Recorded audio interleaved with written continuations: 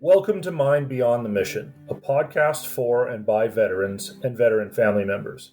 I'm one of your hosts, Brian McKenna, and I'm a strategic advisor at the Atlas Institute and a retired Canadian soldier.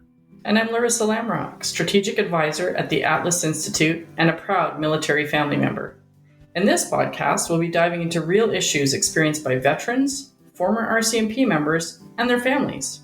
We won't promise you that we'll do everything perfectly, but we can assure you that we'll be getting real about the experiences that so many of us have in common, but don't always talk about. We hope you'll find solidarity in our words and experiences, and most importantly, that you'll find a sense of hope that things can truly get better. You can live present in the moment and live life authentically. Let's get into it. Communication is essential for the success of military operations. It's embedded at every step of the way. Drills, routine orders, briefing notes, O groups. There are even hot washes and AARs for after something has occurred. So it seems ironic that in preparation for this episode on communication, Brian and I both had the same response. Communication, I suck at it. In this episode, we will try to communicate about why communication for a person with a traumatic stress injury and the family members is so hard. Yeah, in some ways, when we first started talking about this, I was thinking, can we talk about something else? Like something a little more comfortable, something easier. In a lot of ways, I would rather talk about some really, really nasty things than talk about why it's hard to communicate. When even now, when the conversations come up at home of we need to talk, man, that's an ominous thing to hear. And it can be just something really benign, but it puts me in threat zone, puts me in what bomb is about to land. I would rather a real bomb did land. And all those pressures are going on in my mind when it's, honey, let's sit down and talk. So in that regard, the military has communication, but when I communicate up, it's a back brief. I'm responding to something they've told me to do, and I'm showing them how I plan on doing it. Right. When I communicate down, it's orders. I'm not really concerned about how you feel about the patrol you're about to do. You're going. Do you have any questions? And when I'm communicating laterally, it's because I'm going to move my men through this area, and you're going to move yours through that one, and we need to plan so we don't bump into each other and ruin each other's business. Nowhere in there am I communicating the way you and I communicate when we figure out how do we meet our needs, how are we going to do this project. Right. And it certainly has nothing to do with how I communicate with my wife, right? So, yeah, I have courses in communication, but the communication you're looking for scares the hell out of me sometimes. Yeah, because the communication you're talking about is kind of, it's one-way communication. You're providing the information, or you're on the receiving end, and then that's it. And something that you've said before is part of the training that you've taken is using the least amount of syllables as possible to communicate on something, and then that's it. You move on. And you and I chatted about that where in a relationship, more is required. It's supposed to be two-way communication. You're supposed to be receptive to the other person. You have to do reflective listening, all that kind of stuff. So, yeah, because I think I'd asked you before, like, why, if the military relies so much on communication and you're schooled in it, why is it so difficult for so many veterans to communicate, within that family? So there was one mission I was on where my call sign, because we have those, a lot of people laugh at them when they watch Top Gun or something bad happens in the news, as has happened recently in our community in the world of call signs. But, I was called 3-3 Pronto for one of my tours I was on, which means the third company, Charlie Company, the third platoon within it, so 3-3, 9 platoon. And Pronto was the person that is the platoon signaler. So that was my job for that mission. So why I'm called that is not a cool name or we don't get to sling it around in the bar and impress people. It's meant to be deceptive. It's meant that if you didn't know what I just said to you, you won't know what the heck 3-3 Pronto is. So built into our communication is deception of anyone other than the specific person I intended to tell and what I intended to tell them. So it is entirely fine for someone to ask the military version of, where are you right now? They'd say, send Lockstat. And I would give them an encoded grid, more than likely, if we were actively being pursued. And I would certainly give them a grid, not a location. I would not say I'm at the top of this mountain. Right, of course. Because everyone would know where that is. I would give them a grid based on our mapping system. So it is designed to not tell you anything. Okay, so which means to me the other person has to be in the know of like the code.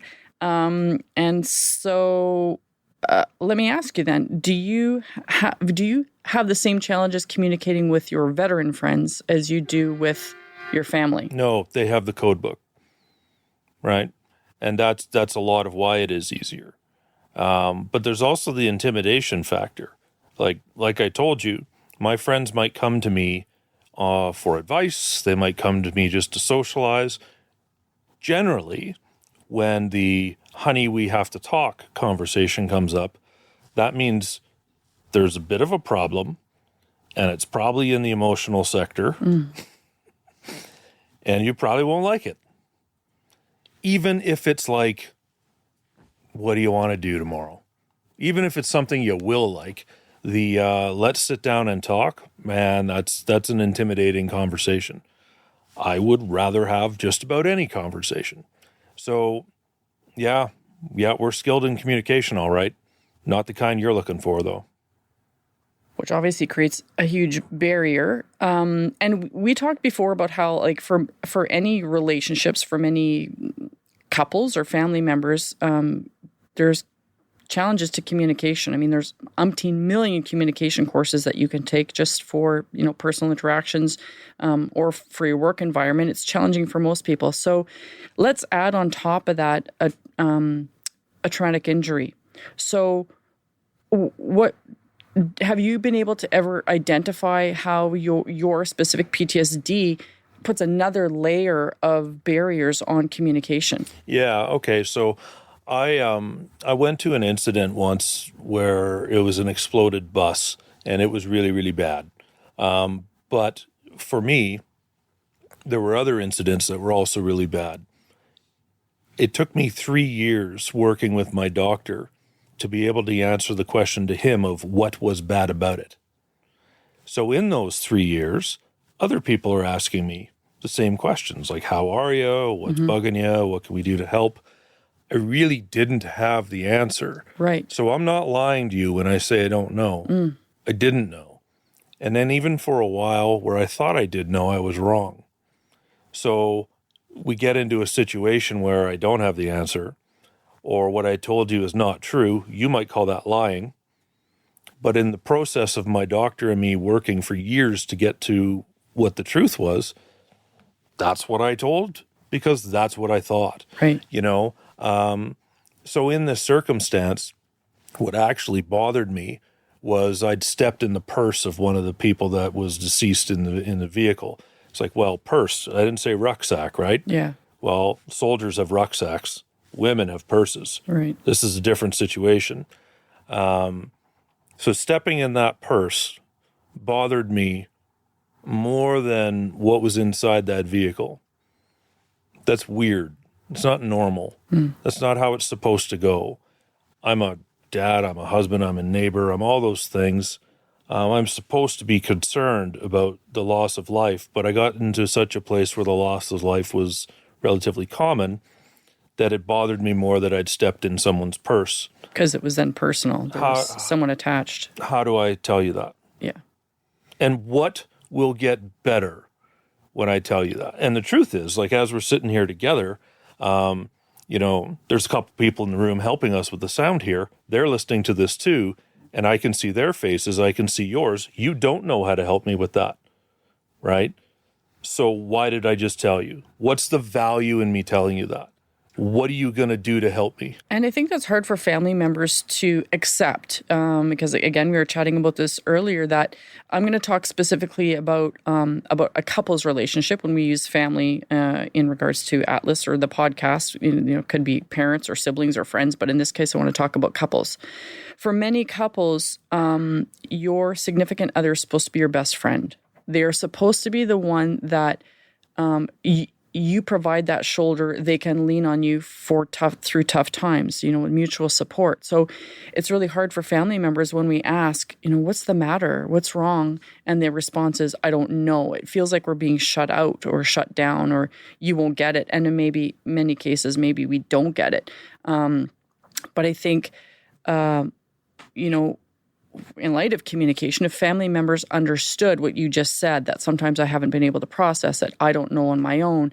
And there's that other component too, which we've touched on before, about kind of that protective piece. You want to protect us from what you've been through. If you've got those movies going on in your head, why do you want to put those movies in my head? Like you said, what's the benefit of that? So, I think it's helpful if the family members understand that too, and can provide maybe some space or, just more understanding in that.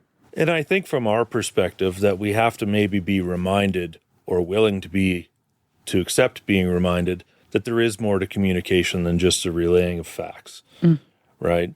And we know this, like there are cases where we'll put stuff in a report, and the emotion that we're trying to put in the report, like I drove through this town and they hated us, but they didn't hate us last week. Something's changed. I remember reporting that, and also reporting the standard things of how much gas we used and all this. And the only thing that got into the communication that went higher was the facts, the gas, the numbers. And so I remember being frustrated by what I think you're frustrated by, which is you took all the heart out of it.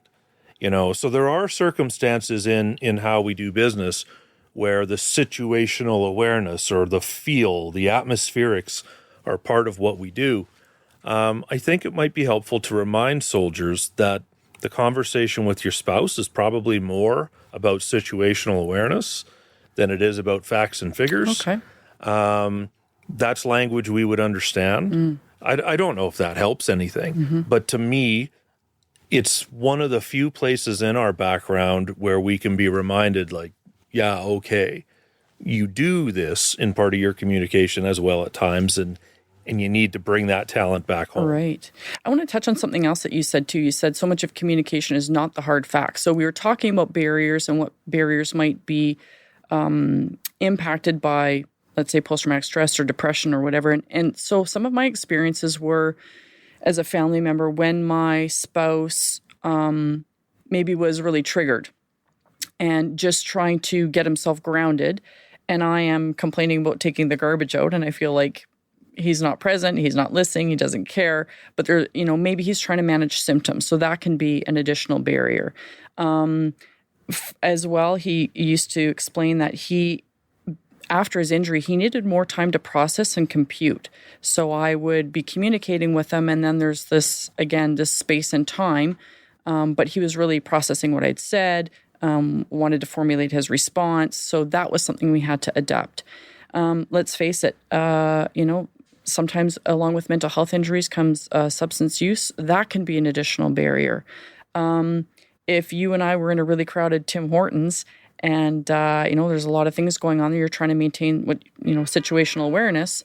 And I'm delving into something that I think is really important. So I don't know. I just think there's so many different layers. And I might be reading things, your body language or such, which is not factual, not verbal. And as a family member, I'm interpreting that they must be about me. So I just think there's that additional layer, that comes along with the injury. Yeah, I think for a lot of us, when I look at barriers, often our communication that we work with is, I need to take the thing that's wrong to the person that can help me with that thing, and that's it. Like I don't go talk to a mechanic about what's wrong with the radio, and and vice versa. So a lot of it is a version of us protecting you, and you're a grown up, you can handle it. But do you need to handle it? But at the end of the day, the biggest barrier for me in communication is often, what can this person actually do to help me out? And it is just looking at yourself in some regard. But I think, a relationship is more than just the sum of the parts. There is another entity in the room between a husband and wife other than the two people, which is the relationship. And it just, the communication that we work with doesn't care about that. So we have to kind of change the mode we're in. It's not easy. It's not easy even now. And I feel like, if I have a problem with Tim Hortons, does that mean you have to have a problem with Tim Hortons? By the way, Tim Hortons people, Yes. love your chili, and I'm an apple fritter guy, right? So just putting that out there. But if it wasn't my place, now it's not your place if we're in a relationship. In fact, you might even not know 5 years from now why you don't go to Tim Hortons anymore. Exactly. And it could be because I've conditioned you that way. I don't want to condition you. Exactly. I think, that's a whole nother area of conversation, because I think that's pretty insidious. And when we're emotionally connected to someone, you can't help, take on those things, I guess, in some certain ways. You talked about wanting to talk to people who can help you. Tell me more about communication with your therapist. Is that different than with your buddies? Different than with your family? Is that something you had to adapt? Like how does that go? So I built a 20-year history of lying to doctors. You get into the military, you're going to get an assessment. I think it's pretty easy to tell when they're asking you questions at the entry point that the answers of yes, I have a problem, or yeah, that bothers me, not going to be good for you to get in. You want to go on a deployment, and let's face it, this is one of the communication problems actually between soldiers and the country, is the country doesn't understand often that we like these jobs and we want to do them. I've had people come up to me before like, oh, it's so bad you had to go. No, it's not. That's what, you have to hold me back from going. Right. So there's a communication problem just there, right? But I think that's kind of how this stuff pans out in the end, is you just get this feeling like the only people that really thoroughly get me are my buddies. Okay. And this person I'm married to wants to do everything for me that's possible. But that's pretty limited. So in terms of the doctor, I look at the doctor like every other doctor that I had to get through to get the thing I wanted. Okay. Right? I want to take the combat after capture course. I know that you can't allow someone on there that's got a problem. So guess what? I don't have a problem. And then you finally get to a point where that catches up to you. It takes a while. So if you think you build rapport with me in one session, good luck. Right. Good luck with that. It takes a while. So yeah, unfortunately, through no fault of their own, I put the medical practitioners through the ringer before I get a sense that they are actually here for me. It's a sniff test? Hell yeah. I mean, when I reported I had a problem to the military, quite rightfully, their biggest instance of dealing with me is to see what threat I am to the department. And they should do that. A disturbed soldier can cause a lot of damage within the system. They must protect the people in the system. But on the receiving end, you really feel like that. Like you're just being tested to see what you could damage. Okay. Not administered from a health perspective. So it never felt legitimate to you? Like you didn't feel that those people that were there to help you were invested? It sounds like you felt misunderstood. There was a disconnection. Yeah, well, I also had one doctor ask me, if you got blown up that day, why'd you go back out the next day? Like, well, if you think wars are fought in shift work, this isn't going to be a healing place for me next, And so I wound up maybe being overly critical, but I was certainly critiquing whether they had even the slightest clue of who I was. And in Vancouver, where I'm from, there aren't too many soldiers around. It's a different society out there.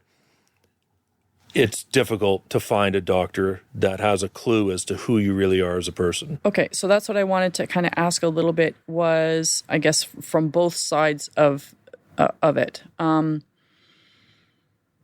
What would you offer service providers who are working with the veteran community? What can you offer to them to to help them build that rapport and help them communicate with the veterans that they're supporting and working with in their practice? I would say simple plan A stuff. And what I mean by that is, if you think you're going to be getting a client coming into you that's just come back from Latvia and has an issue, well, maybe read a bit about Latvia then. And defense is actually pretty good at putting stuff out there of mission updates as to what the mission is doing. Don't dare see him without reading that first, Right. I mean, do some homework as to who we are. And then if you have a couple of clients from our background, start trying to figure out what we have in common. Because what a lot of us feel like is you're trying to fix the soldier in me. I don't want you to fix that. And I don't work in the military anymore, and I still consider myself to be a soldier. And I organize my life that way, I plan that way, I function that way. I'm speaking to you now while you're probably trying to get to the Brian, but the one I prefer to show you is the soldier. And I think you gotta understand that. That's the person who's sitting on your couch. Don't try to get the military out of the way I do business. And when I get the sense that you aren't hostile to the soldier in me, then I can talk to you. Okay. And so there's maybe a little bit in there to speak to other veterans, because that was going to be the other side of my question was, what would you offer veterans who might be going to service providers, and what recommendations would you give them in how to make communication flow better and really, because I think you get out of therapy what you put into it. You have to invest in it. So if you are shut down for all of those and you're taking 9 sessions to do the sniff test and see if this person understands you, it's not benefiting anybody. So what could you offer to veterans about communication with their therapist? They're a specialist. Approach them like they are. If you're getting a weird noise out of your turret when it tries to move to the right, but not when it goes left, you would say that. You would say exactly that. You wouldn't hide some of that, right? You have to treat this person like they need to know the truth to do their job. And so if someone tells you, for example, that drinking more than 4 beer a week is bad for you, and you drink way more than that, this isn't a sniff test to see if you're obeying the rule. The doctor needs to know how much you're taking in. Right. Because they're going to prescribe things potentially, they're going to work on therapies, they're going to pick options that are best suited to you, so they need to know the truth about you. And that took me a while to come to terms with. And I know that's pretty common. So if you're ever intend on leaving that room in any shape or form that's better than when you entered it, truth only, as best as you know how to say it. See, your analogy is so military centric. Because what I would say to family members who oftentimes need their own support and therapy is take all the lint out of take everything out of your pocket, including the lint. Take the lint out of your pocket as well. The therapist needs to see that too. So reach down into the deepest, darkest corners and put it all on the table. That's the Laryssa side of your analogy with the turret, but. Yeah, I do think that, I think that I have a doctor right now who's done a lot for me. But the first thing he had to do was get me in a place to tell him the truth. Like, what are you really thinking? Suicidal ideation? I didn't have that problem, right? But I did. And it took me a while to believe that this was the place to table that. And these are... Man, this stuff isn't easy, but you will not fix it, in my opinion, by giving him 60% of what you think he needs to know. Right. How would you know? And that's it. It is a craft, and you're probably not going to get a cut and dry answer like if you sprained a wrist. Those are pretty defined. It's going to bump and wiggle for a bit. You're going to go through a process that may feel like they're guessing and testing. But that's because the mind is so complicated, and you got to trust that this is a specialist that knows what they're doing. But I'm going to get you to accept my precursor at the end, which is fire him if it doesn't work. You can't keep working with the same doctor if you know that relationship isn't working. You owe it to yourself, the taxpayer who's funding the bill, and that doctor to be using that session in a good way. If it's dead in the water, if that relationship is soiled, go to a different one. I think that's really valuable. I appreciate you bringing that to light because my observation in working with veterans and families and in my personal with my spouse is that I believe that maybe there was at some point that you didn't feel that you could do that. I mean, in the military, you were assigned, a clinician or whoever's at the MIR. That's who's treating you, and that's it. That you didn't have those options. That you couldn't advocate for yourself. That you weren't in charge of your own recovery. And I think it's important for some folks to hear that. Is like if it's not meshing, if it's not fitting, then you can advocate for yourself and go a different route. You're not stuck with that one person or that one treatment modality. So I really appreciate you, speaking about that. Yeah, and rank does come into this. No matter how much people want to say it doesn't, they're saying that from the end of the conversation, that doesn't matter. From the patient's point of view, it does. I felt as a warrant officer that I could come back to the system and say that practitioner doesn't work for me. Okay. I have troops that told me they didn't feel that same flexibility, even though it's told to them, even though, they say, like, you can bring this up. Yeah, well, it's a different conversation. It absolutely is a different conversation. And that's where leadership can actually play a role, is to remind people that they have rights, that they're a patient here, not just a soldier. So I think that stuff matters.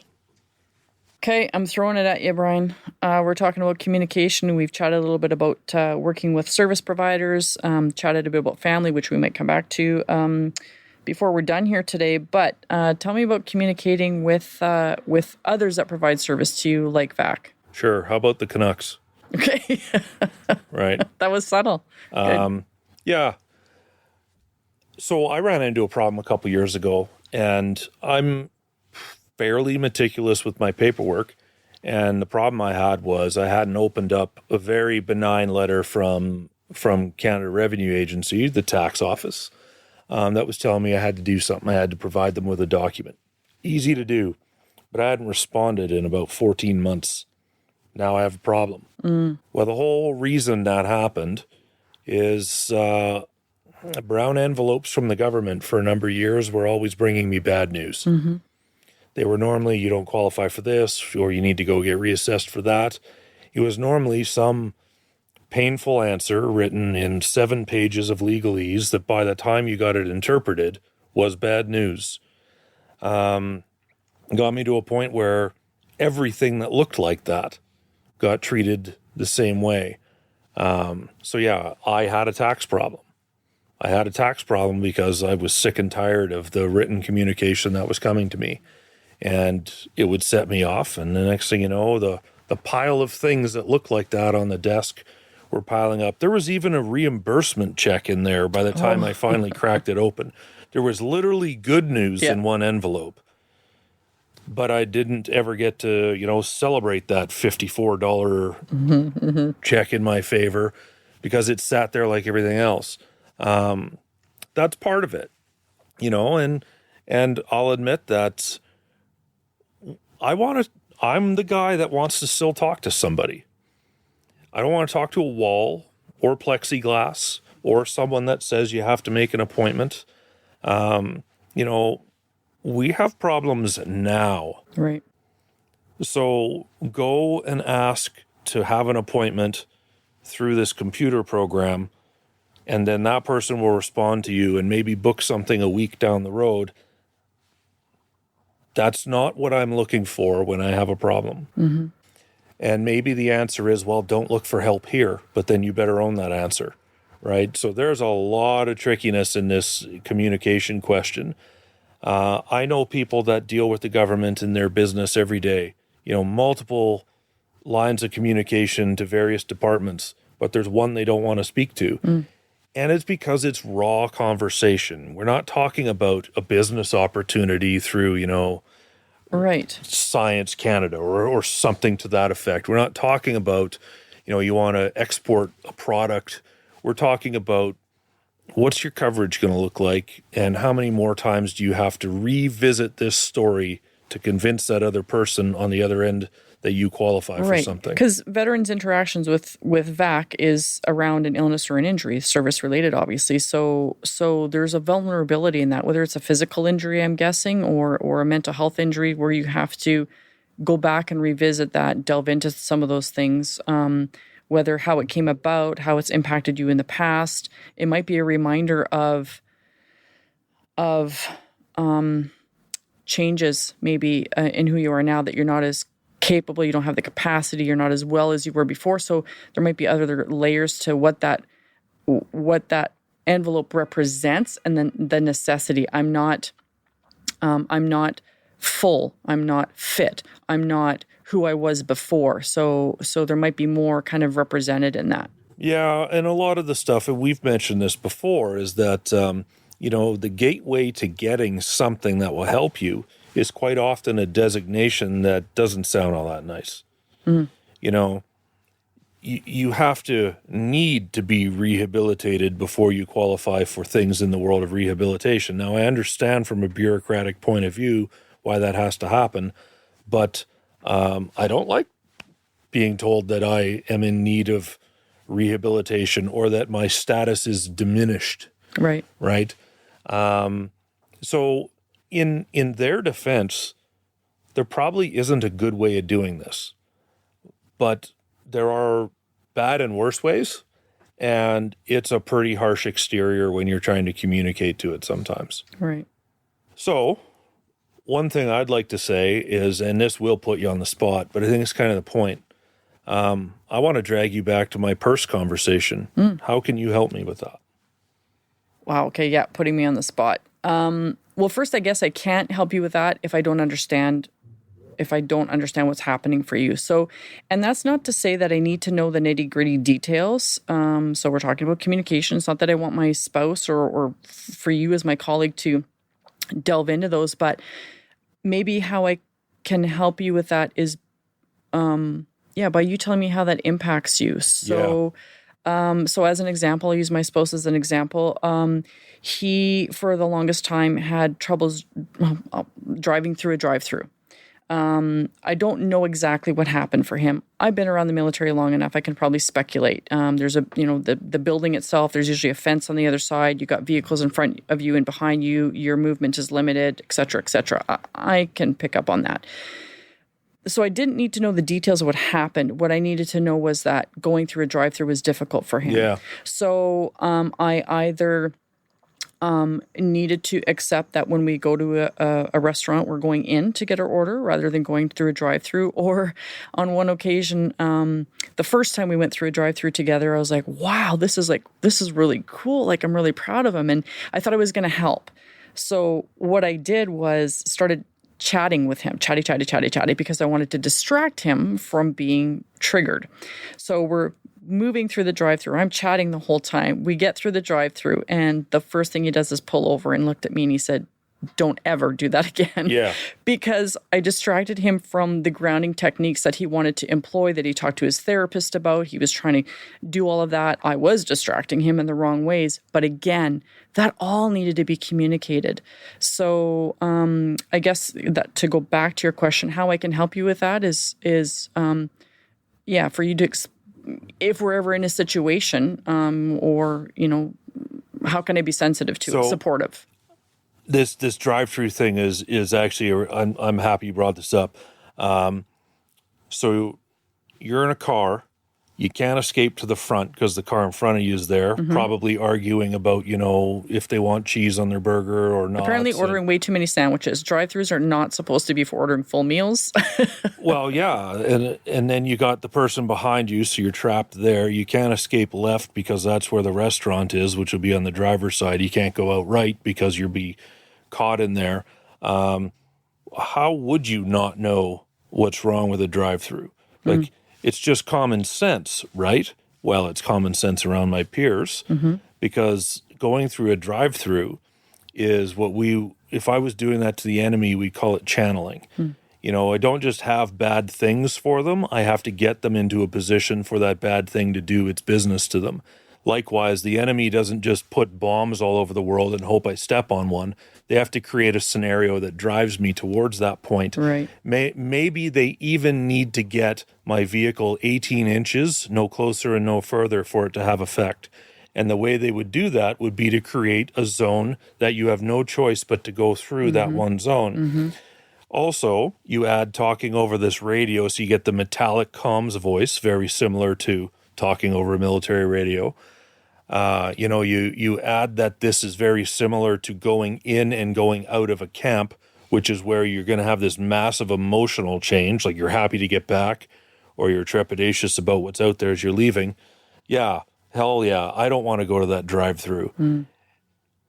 But I bet that my kids even today don't understand why I don't want to go through that drive-through. So what would prevent you from telling them what you just told me? Because I don't want to turn them into a pack of weirdos, right? Okay. I don't want 4 people in my house to now hate drive-thrus. Go ahead. It is more efficient. I understand why you want to do it. You don't have to get out of the car. Things show up. It's quick. Got it. Hate it. Not going. And that's exactly it. So let me roll this back and talk about the bus. It took me years to understand what I'm going to tell you. What bothered me about the bus was the purse, and what bothered me about the purse was that's the last remaining items of this person in the world. I felt like I'd stepped on her tombstone. Now, if I'd have known for the first couple of years I was suffering through this, that what I just told you was actually what's bothering me, you probably could help me as my friend. My wife probably could help me as my spouse. My doctor would have saved himself 3 years. So I can have that conversation now because I know what the conversation is about now. Got it. Right? I'm aware now that it's actually my emotional connection to that moment of thinking that I disrespected somebody that bothered me more than what had gone on. That took a while. And you're not going to get any of that unless I tell you. So, yeah, the onus is on me to do the communicating. But I want people out there that are listening to this to realize just how intimidating of a conversation that can be. Yeah, because that's, it's not superficial. It's very... The word that came to my mind a couple of times was vulnerable. Even as you were describing the drive-through, that's putting the military member, the veteran in their mind in a vulnerable position. And you disclosing, what that person represents, meaning putting yourself in a vulnerable position again, which, can be extremely difficult. So here's something else to try on, though. And this is a communication episode, but it might as well be called the bus story. There was another camp in that country that's in Afghanistan where people had taken half of a blown up bus and used it as a coffee bar. They were literally serving their equivalent of Starbucks through the window of this blown up bus. I didn't have any problem with that. Now I wonder why I didn't have a problem with that. I've had a problem getting on buses here. Perfect bus here. No one on it got to cause me any problems. This is not green route in Afghanistan with a bus blown up, flipped over, 2 kids trapped under it. That's what I experienced there. That's what I'm reminded of when I get on buses here. But amongst my friends and my peers, I could drink a coffee served to me through a blown up bus. Right? I don't know why. I'm not all that sure that that's okay, actually. But it just goes to show that when I'm around the people that I know get me, it just takes all that unnecessary pressure away. And you can see the humor in some of these things. You can see the humanity in it too. And we just get it. So yeah, I have problems here with things that are way more benign than if I was experiencing them with other veterans. Right. And how do you communicate that with your family? How do I communicate that to my family without making them feel that they're lesser than my mates? Yes. Yeah. And that was something that that I had to accept, I think, in my relationship was that, my spouse has relationships that have different bonds, just as close and maybe even tighter bonds than he has with me for different reasons. There are folks that he served with that literally they held each other's lives in their hands. And I think I had to resign myself to the fact that it wasn't a competition, that it's just a different type of relationship that I wouldn't understand. And that doesn't mean he loves me less. It means it's just very much in a different context. So I guess I want to touch a little bit more back about families, because we've been chatting a lot about communication challenges, barriers for the veteran. Mm-hmm. Now, when you and I were prepping for this, I had the same reaction as you did. I suck at communication, and I felt hypocritical that I'm recording this podcast on communication when I know in my home life that I'm no guru, that there's a lot of places that as a family member I can improve. We can dissect those reasons and rationales for that. Some of it is because of my relationship with a veteran and not sure how to approach things or the questions to ask. Some of it is my own poor coping skills on shutting down. I think a lot of family members shut down, especially if they're not getting like a desired response from the veteran, or as I said, maybe they're misinterpreting the veteran's symptoms, behaviors, not making, eye contact, whatever the case is. So, well, we don't actually know what you go through. And to some degree, you've taught me that. I was part of a military family. I was one. It's actually a sticking point of mine sometimes that when people try and engage the family, sometimes they try to engage the family other than the veteran. Yes. It's like, I'm here too, guys. Yes. But, all the way back to the founding of this institute, like, why did we ask that families were parallel to us through this? And it's because we knew that there were problems, but it certainly isn't because I knew what they were, right? Even in just the 2 years we've worked together, I have learned more about perspective and what you guys are going through. I found myself frustrated sometimes when people have either a glorified picture of war or a completely tragic picture of it. I played a lot of volleyball overseas. I played a lot of poker too. That's not the conversation that normally happens. There's 5 days on my worst tour that were really bad for me. The rest of them were an absolute blast. I wish that you could experience the camaraderie and the excitement and just the fun of being around a platoon. And I'm sad that other people don't get that.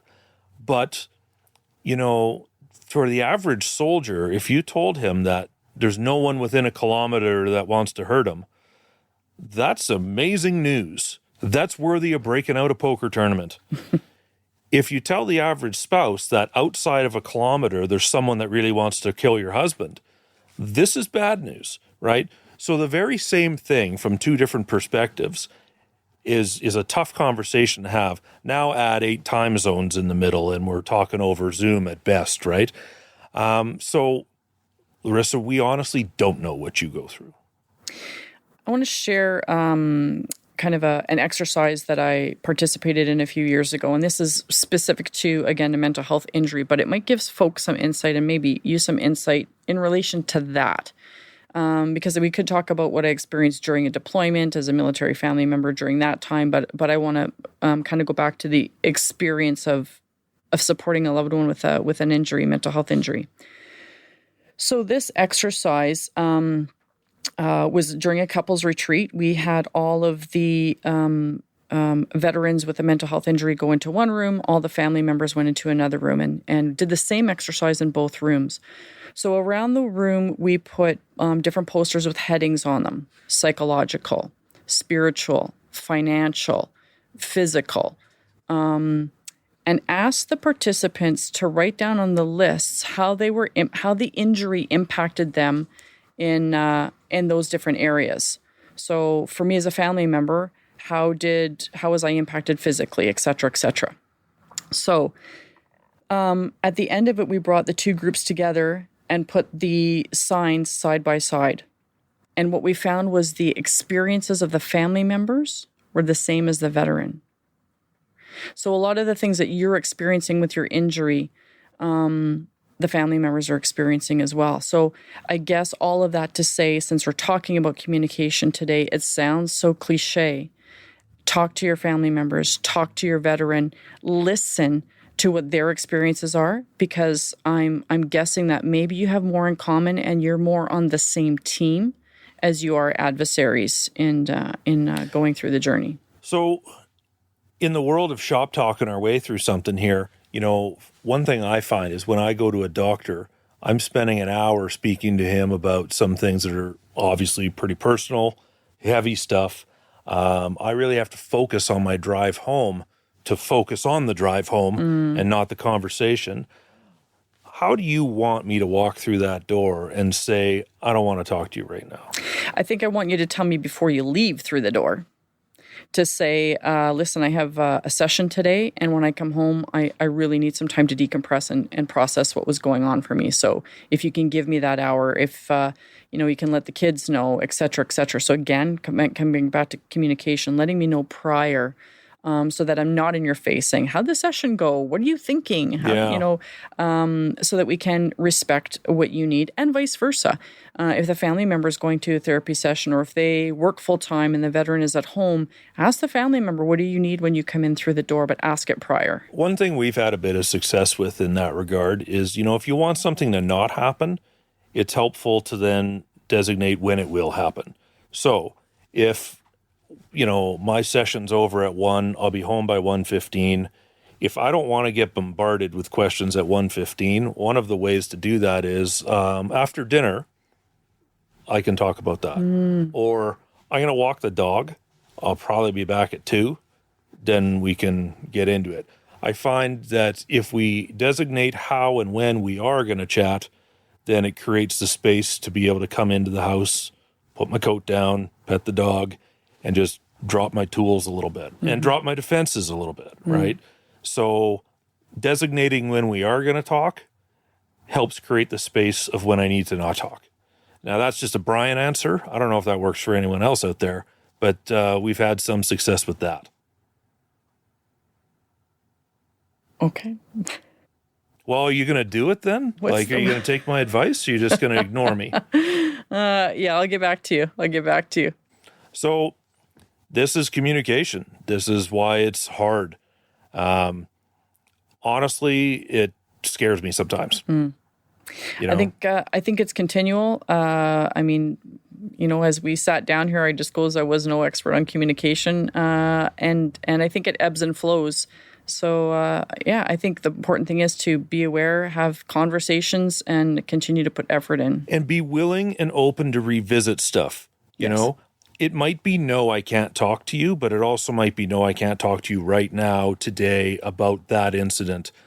But maybe in a week I can, and both sides have to kind of see that as like, no doesn't mean no ever. We can and probably need to communicate about these things, but I may also need 5 minutes. Well, it was good having the conversation with you, communicating about communication. Yeah. So we'll communicate later about how we communicated about this communication. Roger, over. We hope you enjoyed this episode of Mind Beyond the Mission.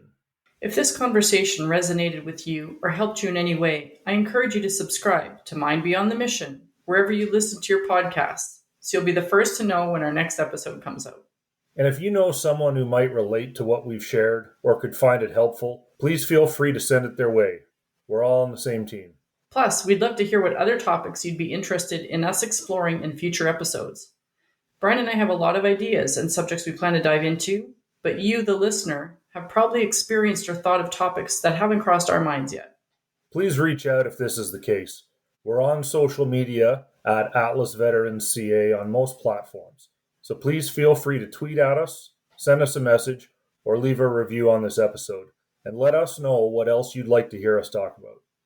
Brian, it's always a pleasure having these important conversations with you. Looking forward to next time. You bet, Laryssa. Take it easy.